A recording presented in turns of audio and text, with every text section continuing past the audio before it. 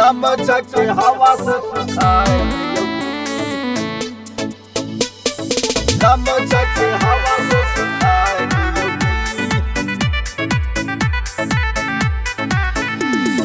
Music by Suman संजीवनी। Mithila recording studio Beldaur बाजार।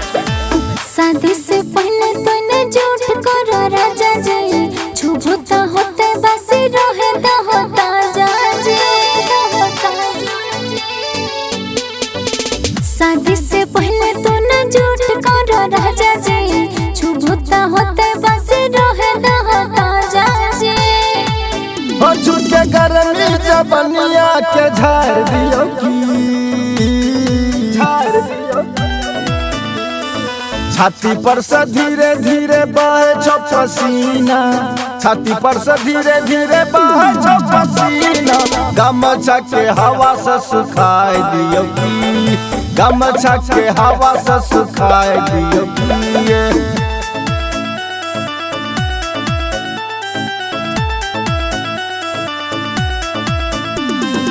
Music by Suman संजीवनी।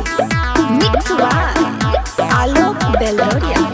हमर श्रद्धा के कहिया पुरई भी, जबनिया के तारी पिलई भी, जबनिया के तारी पिलई भी। कन्या शादी जदे छिया इतना पसंद, भूल जैता हो राजा सब रस्ता बात, सब रस्ता बात। कर ले जबरदस्ती गार देबो की, गार देबो की, गार देबो की। छाती पर से धीरे धीरे बहे छो पसीना, छाती पर से धीरे धीरे बहे छो पसीना। गमछा के हवा से सुखाए दियो गमछा के हवा से सुखाए दियो।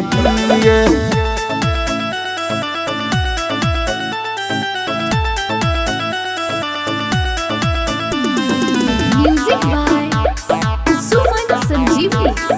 Mix by Alok Beldauriya.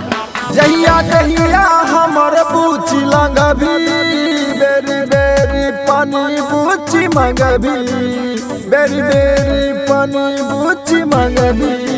दहिया अपन तो राजा संभालो नहीं हो, कुछ बुलबुल के राजा तो टालो नहीं हो, टालो नहीं हो। आहिरो तोरी गे छौरी मार देबी की, मार देबी की, मार देबी। छाती पर से धीरे धीरे बहे छो पसीना, छाती पर से धीरे धीरे बहे छो पसीना। गमछा के हवा से सुखाए दियो गमछा के हवा से सुखाए दियो। मिथिला रिकॉर्डिंग स्टूडियो बेलदौर बाजार।